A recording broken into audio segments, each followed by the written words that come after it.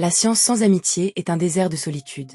Cette réflexion d'Albert Einstein prend tout son sens dans sa relation fascinante avec Kurt Gödel, l'un des logiciens les plus influents de son époque.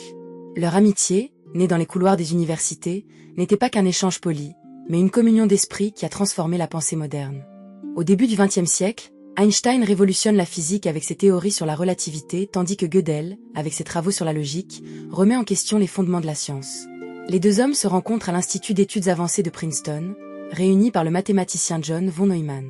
Dans cette institution prestigieuse, où l'intellect rivalise avec la curiosité, leurs trajectoires se croisent, engendrant une synergie inédite.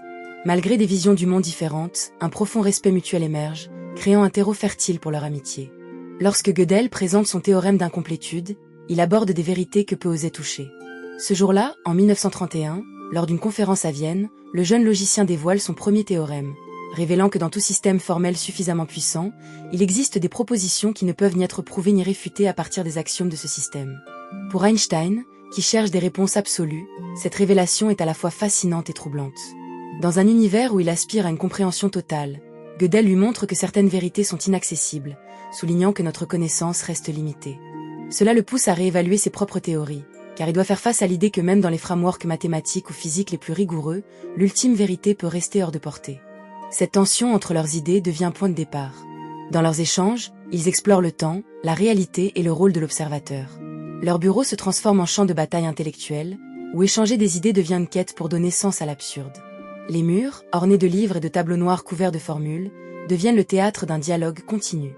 Ainsi, les journées passent, rythmées par des ardeurs de pensée, où chaque phrase prononcée se transforme en une nouvelle exploration de concepts complexes. Une amitié belle et complexe se construit, fondée sur le respect et une curiosité partagée. Ce lien ne se limite pas à leur passion pour la science, mais s'étend à une compréhension profonde des souffrances humaines et des défis éthiques que leur époque leur impose. Ils affrontent ensemble les dogmes de leur temps, nourrissant des réflexions qui perdurent aujourd'hui. Les rencontres au café de Princeton, emplies de tensions intellectuelles, sont des moments d'échange d'idées audacieuses. Assis autour d'une table en bois usé, entourés par le brouhaha des discussions académiques, ils partagent leurs craintes face aux dérives politiques de leur époque, entre la montée du fascisme et les incertitudes de la science. Derrière leur amitié se cache un océan de contradictions. Einstein, souvent perçu comme un outsider, s'oppose au dogmatisme scientifique en défendant une vision plurielle et dynamique de la réalité. Il nourrit des aspirations humanistes, plaçant l'être humain au centre de ses réflexions cosmologiques. Gödel, de son côté, remet en question les systèmes mathématiques avec une rigueur qui peut sembler froide, mais qui cache une profonde quête de sens. Ensemble, ils trouvent un refuge où leurs incertitudes peuvent s'exprimer librement, sachant que chacun des échanges peut se transformer en une découverte audacieuse. Les années 1930 sont troublées par des bouleversements politiques et sociaux. L'ascension du nazisme pousse Einstein à fuir l'Europe, représentant une menace non seulement pour sa vie, mais pour le libre-échange des idées. Cependant, leur amitié devient alors un soutien vital, un partage d'idées, de craintes et d'aspirations communes. Lors d'une de leurs conversations, Einstein confie à Gödel son désespoir face à l'inaction de certains de ses collègues face à ces injustices croissantes.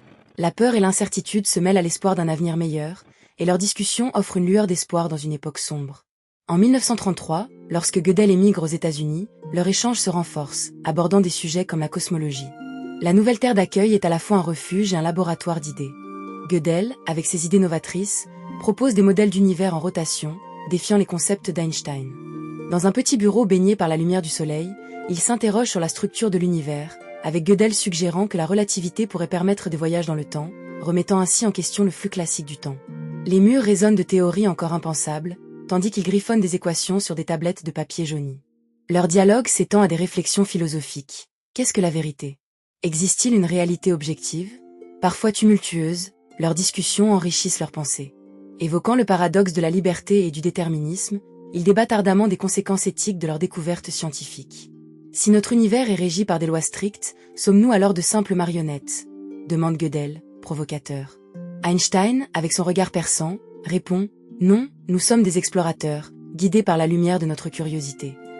L'amitié entre ces deux esprits ne se limite pas à l'admiration mutuelle, elle incarne une quête pour une vérité plus profonde. La lutte pour comprendre le cosmos devient une métaphore de leur propre lutte contre les injustices du monde. Au fil du temps, leur dialogue pousse à redéfinir les limites de la connaissance humaine, transformant leurs doutes en tremplin pour la découverte. Les heures passées ensemble deviennent des chapitres d'une quête qui transcende les générations. À travers les années 30, alors que les tensions géopolitiques s'intensifient, leur amitié se renforce encore. Les deux hommes discutent des implications de la bombe atomique, qui doit devenir une réalité tragique. Einstein, qui a indirectement participé au développement de cette arme à travers sa lettre au président Roosevelt, se retrouve face à un dilemme moral immense. Gödel, avec son souci pour les implications logiques de leur découverte, soulève les préoccupations éthiques autour des nouvelles technologies. Nous devons nous demander si l'humanité est prête pour les pouvoirs que nous développons, insiste-t-il. Cette question résonne profondément. Leur amitié se tisse autour de préoccupations communes qui transcendent leur domaine d'expertise. À mesure que les tensions de la guerre mondiale augmentent, ces échanges prennent une tournure encore plus sombre.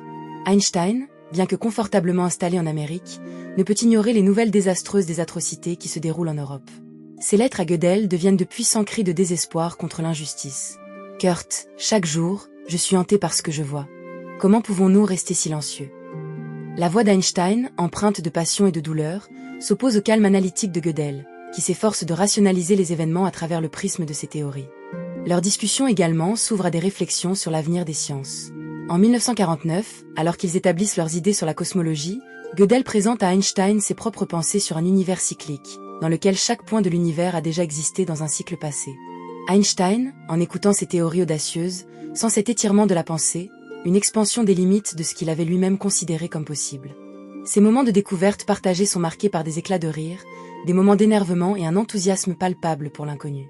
Les contributions de ces deux figures continuent d'inspirer et d'interroger notre rapport à la science. L'héritage d'Einstein et de Gödel vit à travers les théories modernes, où la relativité et la logique cohabitent, chacun à sa manière, défiant les notions préconçues. Leur amitié, fondée sur des échanges intellectuels, nous rappelle que la quête de la vérité est un chemin semé d'incertitudes, une aventure où chaque question soulève de nouvelles interrogations. Einstein et Gödel nous engagent à réfléchir sur nos propres certitudes, à embrasser l'inconnu et à continuer le voyage intellectuel. Les échos de leur amitié résonnent dans les murs de chaque université, incitant les esprits curieux à poursuivre leur propre quête, parce qu'il est dans l'incompréhension que la vraie connaissance émerge.